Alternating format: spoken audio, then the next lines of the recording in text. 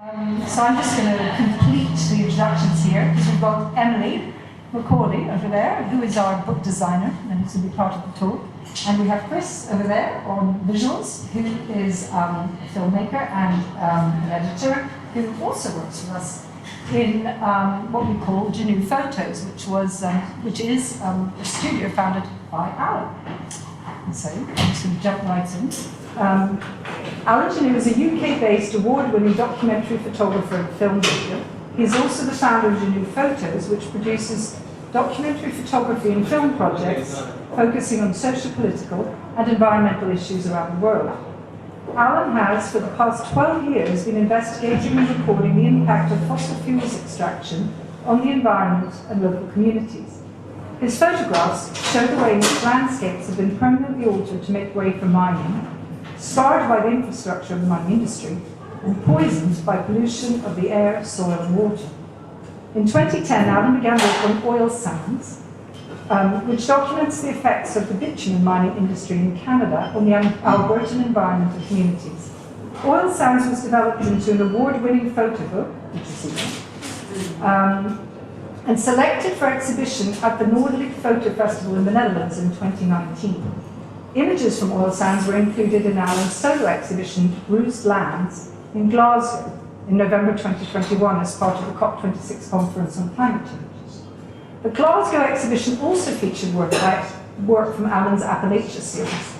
Alan first visited the Appalachian region in 2012. In 2015, he released Appalachia from Mountaintops to Moonscapes, a short documentary film shown at festivals internationally and shortlisted in 2016 for the AOP Awards. He self-published a photo book with the same title in 2021, which we are launching here today in London at the Photographers Gallery. Now, Alan, let's talk a little about your first long-term photography project, Oil Sands, began, as I said, in 2010. You've spent over 10 years working on this project and have made the material you've gathered into an exhibition, a photo book, and a documentary film made together with filmmaker Chris Kemble that's due to be released later in the year. The full title of the project is Oil Sands, Curse or Blessing. Can you tell us a little about the curse or blessing dichotomy?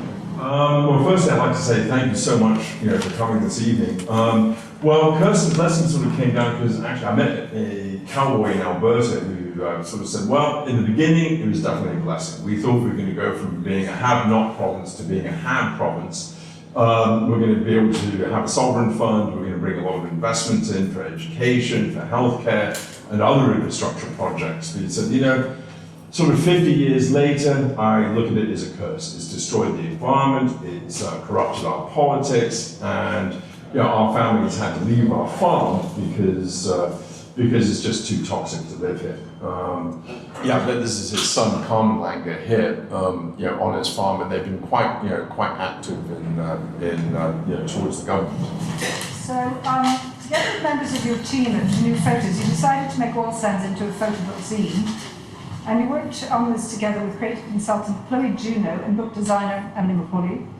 Oil Sands was self-published in 2019 and received first prize in the Los Angeles Center of Photography Photobook Journal competition in the same year. It also received positive reviews from Colin Pantle in Source and Douglas Stockdale in the Photobook Journal. Let's have a look at the book.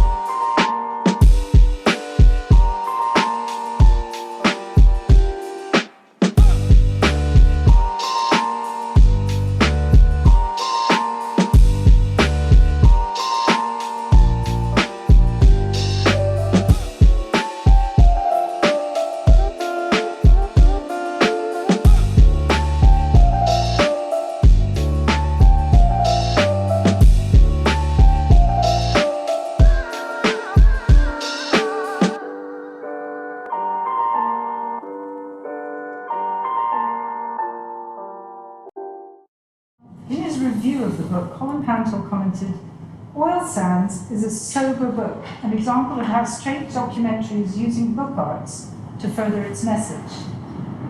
How, Alan, do you think that the book communicates the irreversible damage that the development is inflicting on the Alberta landscape, while also highlighting the environmental and economic impacts on communities? Well, basically the corrugated, black sort of cardboard that we sort of used on the front is meant to signify the bitumen. And then when we open it up and we actually get to the front cover, the yellow signifies the sulfur pits that are sort of spread all around, Fort McMurray. And then we also made it sort of as large as possible that you can do for a zine, because we actually wanted to show just how large, the oil sands or tar sands are. And so what we did is the human stories we sort of put in with little cards. That said, if you look at the top right-hand corner, that's her name is Donna Ominiak, who is from the Lubicon Cree at Cadott Lake. And then we'd sort of have a quote or a statistic on the back of the card. And basically, as we were sort of saying, the oil sands is huge. It's about the same size as the state of Florida or England, and growing. So it's not going to be, it's not going to be shrinking anytime soon with the price of oil now.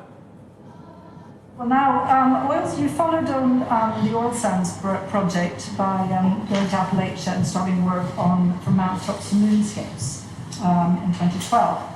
And as I said, you've made a short documentary film, again with Chris Kemble, that was featured in festivals around the world. And at the end of last year, you published the Photobook, featuring images from the project as well as interviews with local environmental activists. As the title implies, your work on this project records the effects of mountaintop removal mining on local communities in Appalachia. This method of mining entails blowing the tops of individual mountains to access the coal underneath, destroying tens of thousands of acres of ancient forest habitats in the process. We're just now going to briefly hear from Jane Brown, a local environmental activist and the daughter and granddaughter of miners. Mountaintop removal mining takes 1/6 the labor force of deep mining. That's why they do it. It's more profitable, but it employs less people, and so therefore it does not create jobs, it takes them. That's what I can't get people to understand, even when you confront them with the very facts of how many miners we used to have 20 years ago or 30 years ago before we were doing this type of mining versus now. The town of Appalachia, as I remember it growing up, was a boom town. There were no places to park. Every business was open. People were buzzing around the streets. Everybody had a job. It was great. Today, it is almost a ghost town. The buildings are all boarded up. Very few businesses have survived. All of these counties down here in Virginia are the poorest in the whole state. That's a fact. Alan, following on from Jane there, can you tell us a little about coal mining in Appalachia and what you witnessed while working on this project? Well, Jane sort of encapsulates it, but it doesn't actually sort of give you an idea of just how momentously big the mountaintop removal is, and especially just how damaging it is to the landscape. And so when you actually sort of see the top 800 feet, they get ripped off blown off the mountain, and of course. If you go by a helicopter, you can see the drag lines, which are sort of like Tonka toys. And they do the job of about 180 people or so. So as Jane said, it's a much cheaper and easier way, to do coal mining. And so the problem being is, well, what the coal industry is doing when I was there in 2012 is they're actually sort of blaming, Obama. Obama has a war on coal. But of course, the whole thing is that you only have a resource if somebody wants to actually buy it. And of course the cost of coal has just been dropping and dropping and dropping. So it is an industry that is that's on its way out. But obviously the coal companies don't want to agree with that. And of course the town of Appalachia is sort of very symbolic of what is going on in these old industrial areas across the Midwest or in Appalachia. And the saddest thing, I guess what you sort of see is the OxyContin pandemic, that is just taking so many lives. And sadly, this is probably the saddest thing you see when you're down there. Okay, thanks, Alan. Now I'm going to turn to the book itself. Mountaintops Moonscapes was self-published as a photo book last year. A review just published by Doug Stockdale calls it a handmade work of art. And on receiving the book, Appalachian-based photographer Roger May wrote, "I'm blown away, brilliant design, pace and format, heavy, heavy work." Let's have a look at the book.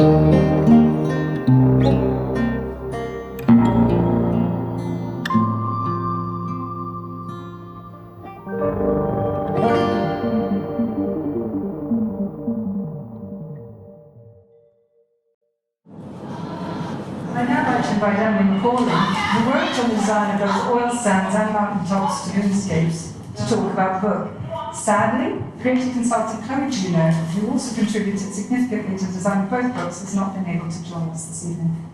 Emily, how has the book form been used to communicate the violence being done to the Appalachian landscape and the devastating impact of the mountaintop removal mining on communities living in the region? Hi. So when I start working on books, usually I have to consider like the format and printing processes that help explain the subject that's in the book. And me and Chloe, when we started, we explored lots and lots of different crazy ideas, some of them crazy. So we had slip sleeves that opened and took the top of the mountain. And we had one crazy book that really did explode when you opened it, so it all burst out. It was really beautiful, but not very practical. So my job usually is exploring these crazy ideas and then bringing them back to some kind of reality. So with Alan's book, Mountaintops and Moonscapes, we were exploring the themes of destruction. So how do we show the vastness of this landscape? How do we show the absolute insanity of just checking the top of the mountain? And how do we show the complicated relationship people have in the area with the fact that they require industry and wages, but also living the landscape there? So to explain a few of the design decisions that went into the book, it's big, and it was always going to be big because it's not a subtle subject. We wanted people to be able to be absorbed in the landscape and really see the detail and get a sense of just how big this landscape is. The book opens in lots of different ways, so from the two sides on the top and bottom, and it kind of scrolls out in all different directions. and it opens onto this final image where no green things grow. It's just the destruction that humans left. And I always quite like that it opened into a cross. It was unintentional when we were designing it, and it always reminds me of some kind of 21st century reliance on fossil fuels, like it's some kind of religion for us at the moment. So this binding as well also allows you to have the images interacting with each other, and we always liked that was a way of showing this complicated relationship when people require wages, so you can see the industry alongside where human beings are living. And then finally, we had this text that Jane and Matthew, two people that live in the area, it was really valuable. It was a first-hand reference of what was going on there. And it was originally in the main book, and it just didn't fit. There was like no pause big enough to give it space. So we moved it into this sort of second book, and the two can be read alongside each other. So you could look at Alan's photographs and read the text, or you could read them separately, and it allowed both to have space to take, to absorb what was being said to you.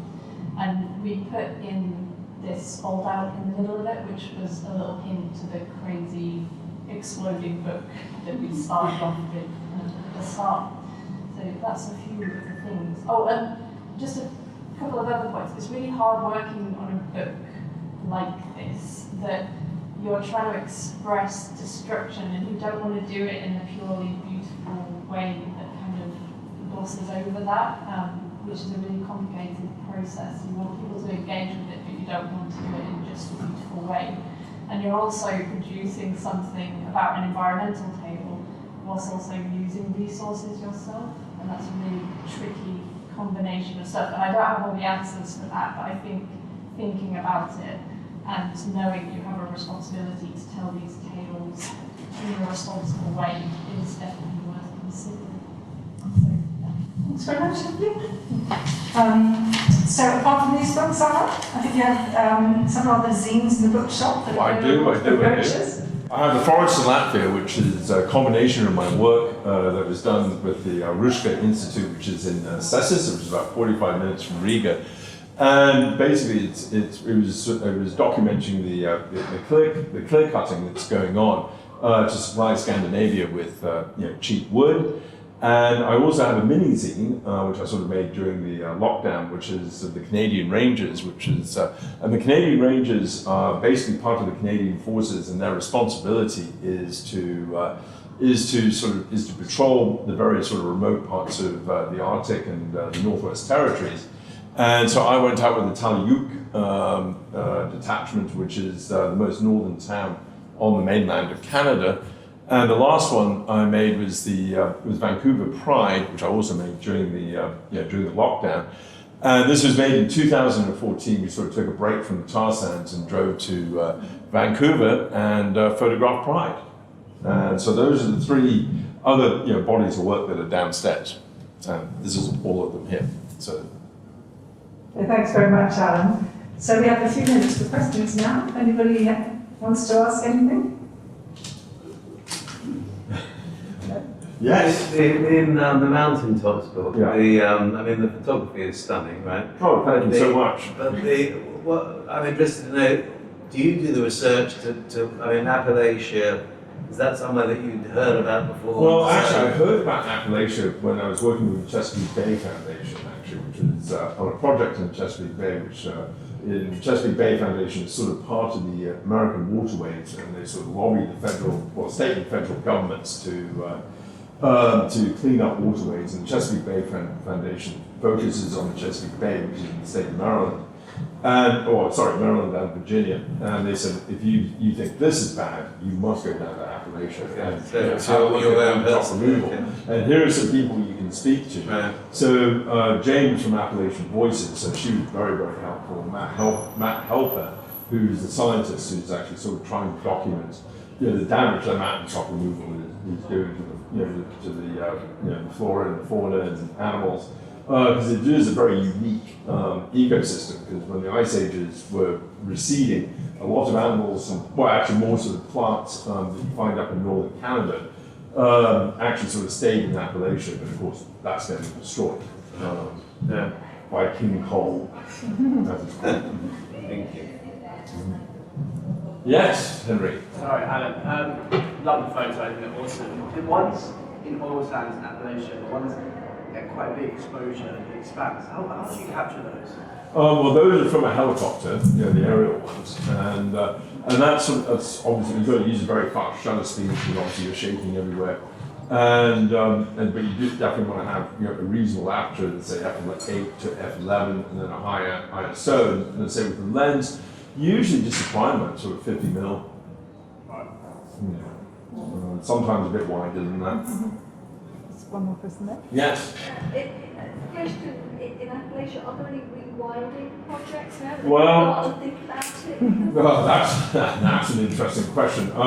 Well, I mean, reclamation. Well, they say there's reclamation, which is called hydroseeding, and really just sort of think about it. It's really using blotting paper and mustard seeds, and that's what they call reclamation. So, and the slurry pits are just everywhere because what they do is they put all the waste into these valleys. And obviously, and the banks do breach, so you do have problems with the stuff seeping into the soil. And as James Branham said, if this goes on for another 10 years, maybe 10, 15 years, it will be too toxic to live here. And it's the same thing, with the oil sands, with reclamation. They have done some reclamation. As Andrew Nikiforuk said, the peat bogs, nobody's figured out how to reclaim peat. So it will never go back to its original state, but there have been sort of showcases, this is what we can do. And we went to one, I was with Chris, and we went to one reclamation where they had these buffalo, and put it this way, I don't think I'd want a buffalo steak for these guys. So that's reclamation. Anyone else? Well, I mean, in that case, it's free to mingle and wander about and have another drink and go down and buy some books. Yes, please. And buy some books.